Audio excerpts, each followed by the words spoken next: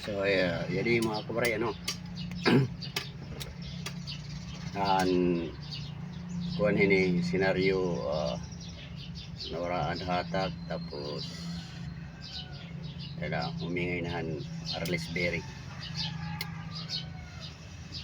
dinig na dinig ng Arles Berry. Ngayon ang gagawin natin ay magpo-pull out tayo ng transmission. So tanggalin natin dalawang gulong.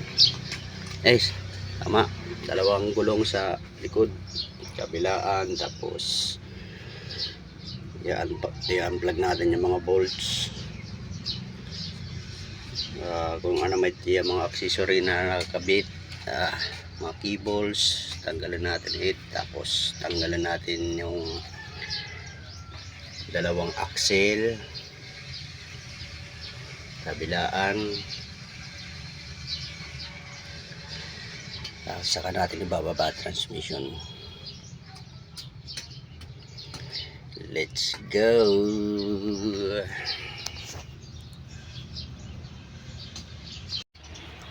So natanggal na yung mga accessories ano.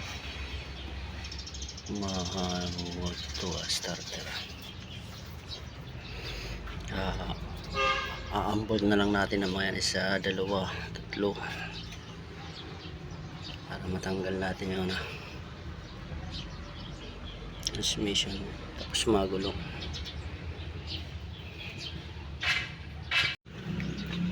So yan na mga koray no. So para mabunutin tining axle so bolt muna no, tapos itong Wilhub bearing, 4 lang naman ang tornilyo yan. Tanggalin nyo to, tapos matatanggal na tong axle. Sukwatin nyo lang yan dyan sa mabubunot na yan. So next is ang bolt muna natin. Ito yung kanyang suspension, yung sumasalo, tatanggalin natin yan. Propeller, starter, tsaka ito na, transmission na. There we go. Kasi ako makapag video sa pagbaklas kay wala akong taga video. So pag nabaklas lang sa ako na ipapakita. Okay.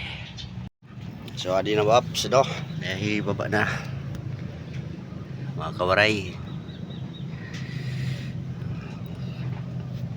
Ito yung dahilan kaya umingay. Grabe ba? Bago. So, pwede ba?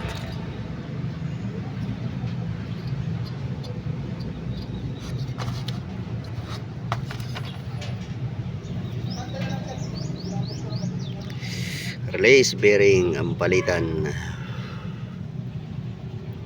Tsaka kable.